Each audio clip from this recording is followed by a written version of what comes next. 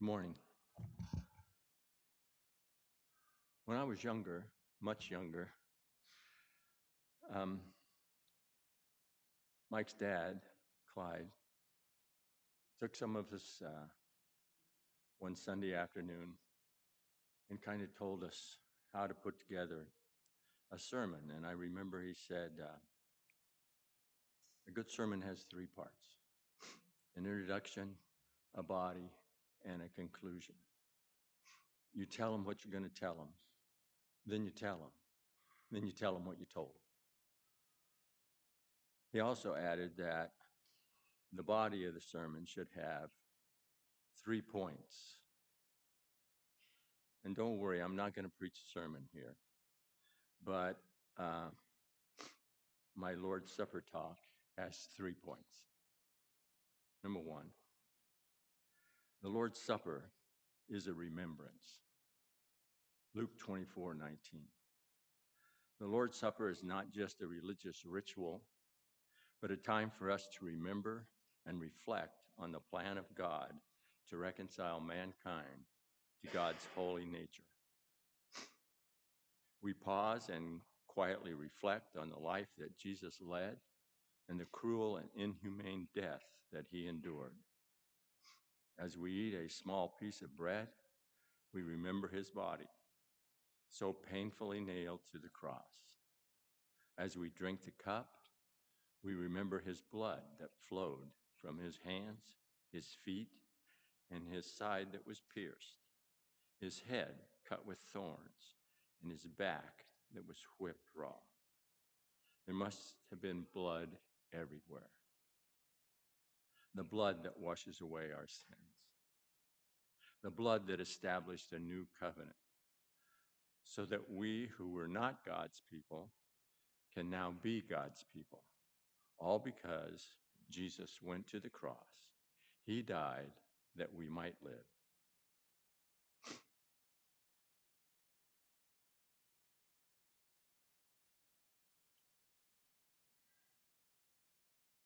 We have hope only because of Jesus. It comes not from any of our own accomplishments.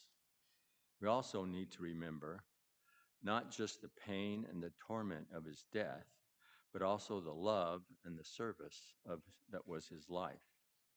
Jesus taught us to serve rather than to be served,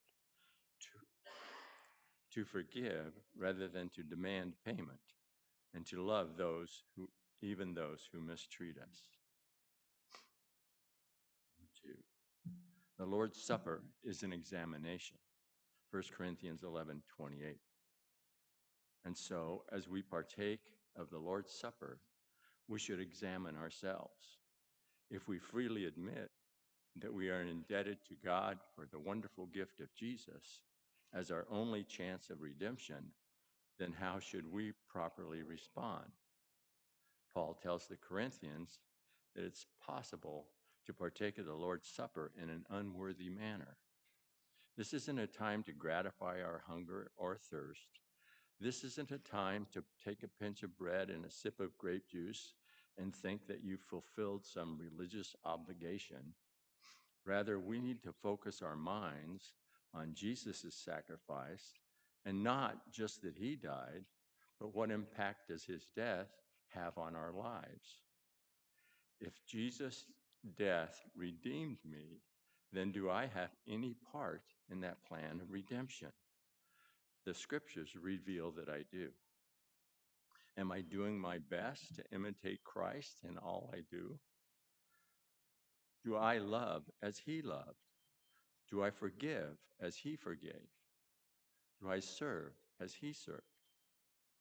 Or do I give myself permission to do as I want in these matters because, after all, I'm only human?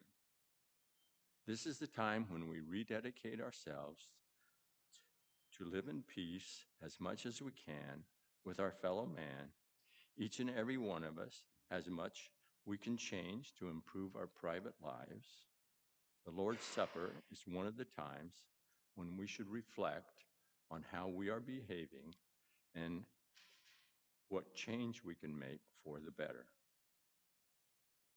3, the Lord's Supper is a proclamation. 1 Corinthians 11:26.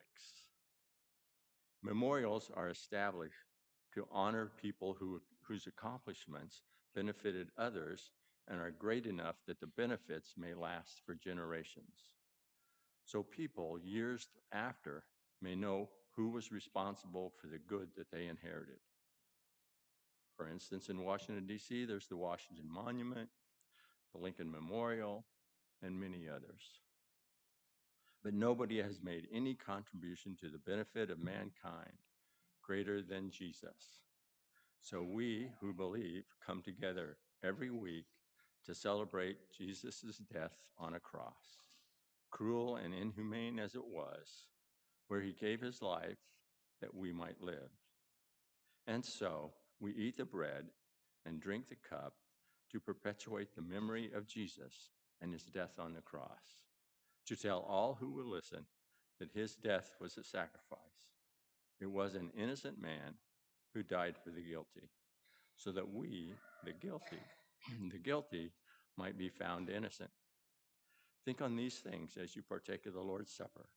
Remember that Jesus died so you could live. Examine your life to see how you could improve and never be ashamed or compromise your faith. Proudly be a Christian.